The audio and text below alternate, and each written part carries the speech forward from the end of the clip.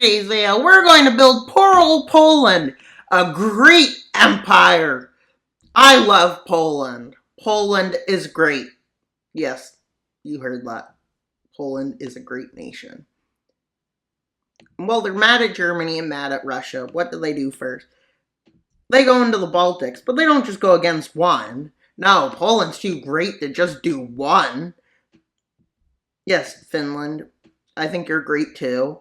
But today's video isn't about you, so stop being jealous. Yeah, jealous. We'll call you jealous. I can call you what I want, because this is my channel! Russia, and I know you don't like it that I didn't finish your video revolting against you. Well, too bad. I will finish it, but too bad it's not today, maybe for you.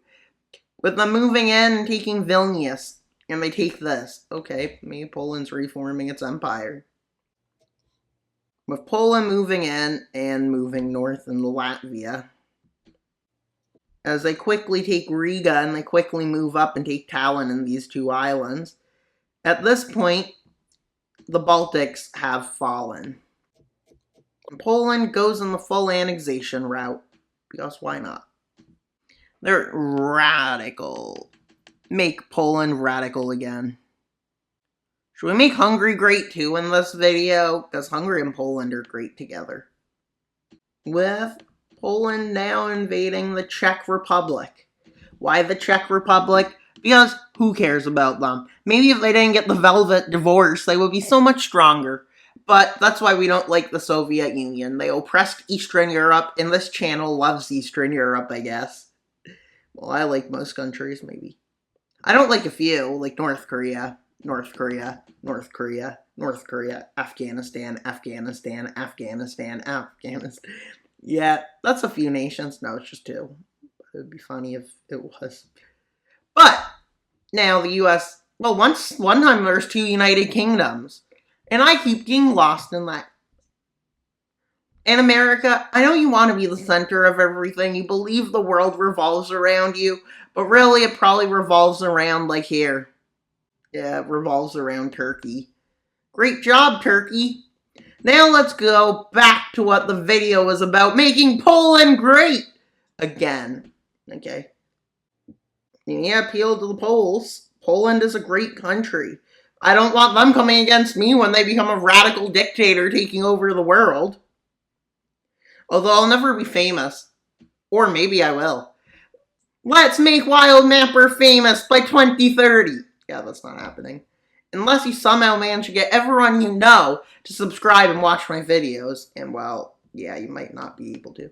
Just get everybody to join this. Make Wild Mapper. And yes, you should look at the Wild Mapper TikTok, where I started making fun of the Ottoman Empire, kind of, but not really. With Hungary being like, I'm joining Poland. Poland is my favorite nation. Yeah, they probably are. But I won't get a coast. Poor little Hungary. I feel bad for Hungary. With Poland, in order to see if they can trust Hungary, they get Hungary to invade Slovakia.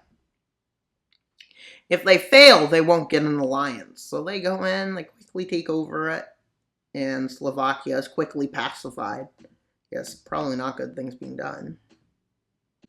These two nations are at risk of a two-front war. Why a two-front war and not a one-front war? Because, well, it's a two-front war they're going to get themselves into.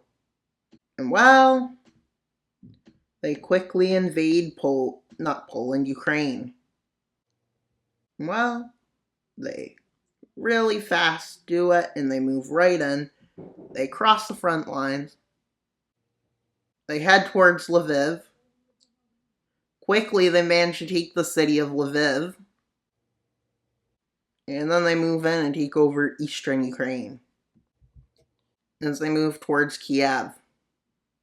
In the second phase of their invasion. With them moving south of it and moving north and then getting north of it and fully encircling it.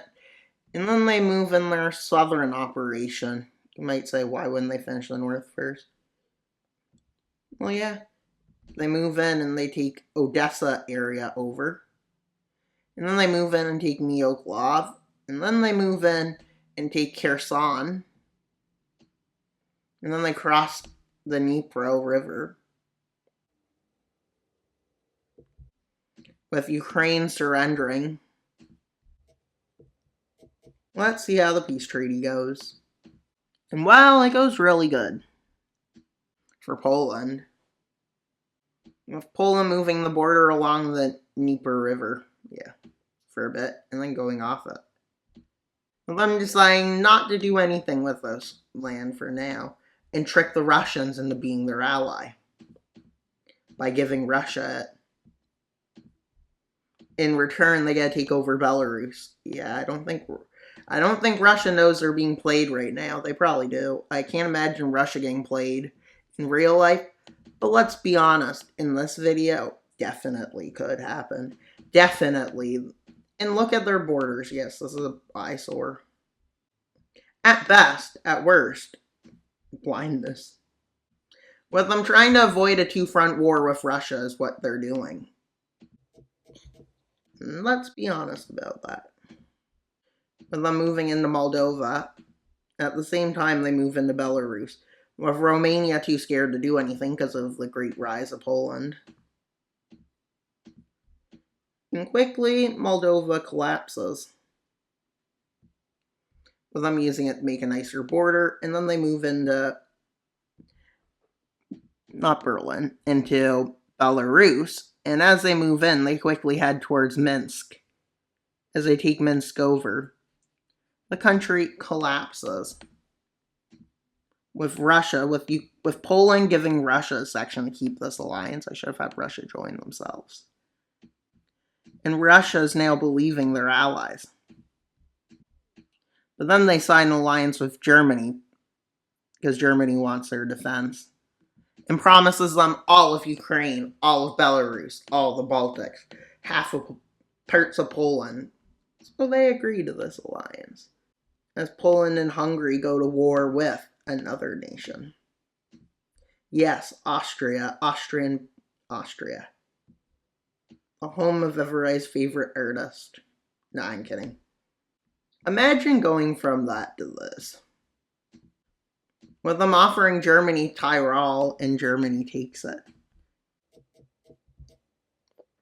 And Germany refusing and threatening war if they don't withdraw. And well, Poland and Hungary don't seem to care much about law, it appears.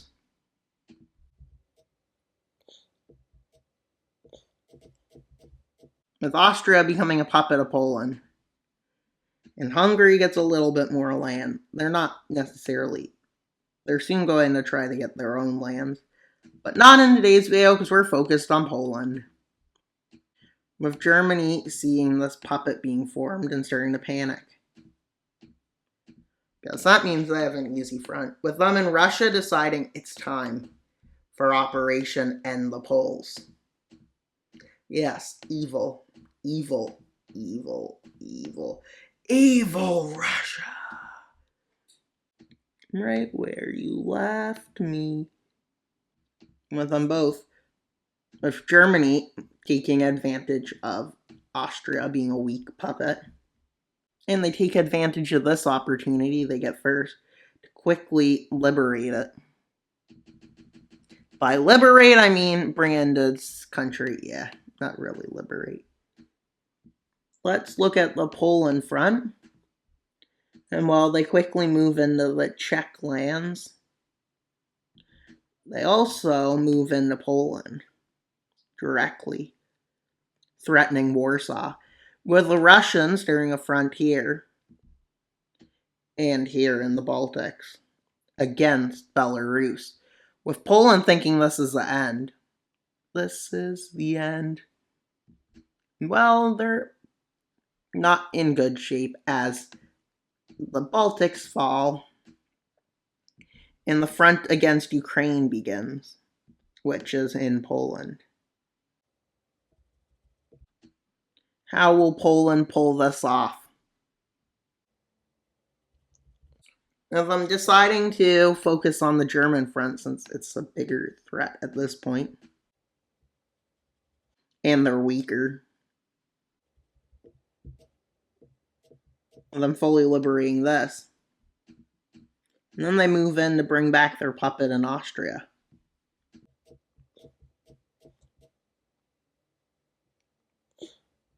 with them moving into the mountains.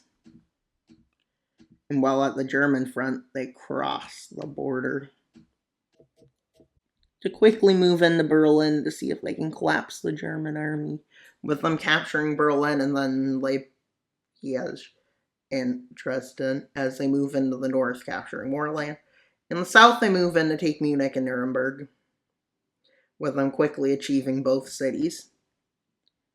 And against Germany, whilst they try to hold it, then they move into major cities like Frankfurt and Cologne, which looks weird.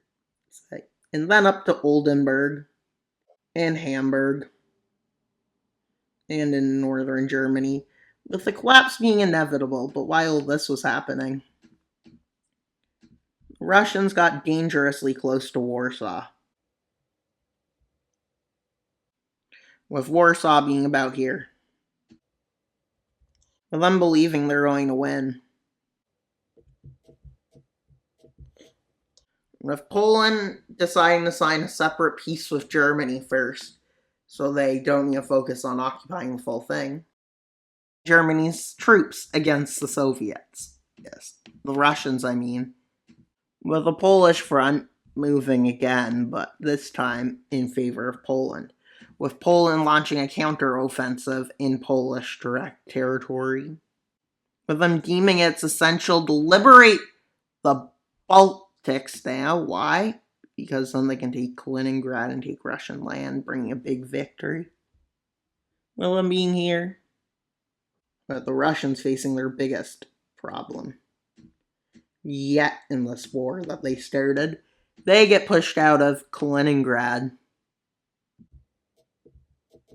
with Russia about to get completely demolished, with them pushing them back in Belarus to the border. As they've liberated a lot, now they move down to the coast. Of Russia attempting to move, but they fail.